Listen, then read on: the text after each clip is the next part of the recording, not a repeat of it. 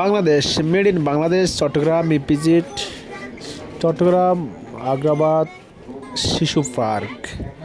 অনেক সুন্দর। আপনারা যদি আজ চান আসতে পারেন, তাহলে এখান থেকে চট্টগ্রাম আসতে পারবেন যে কোনো মুহূর্তে।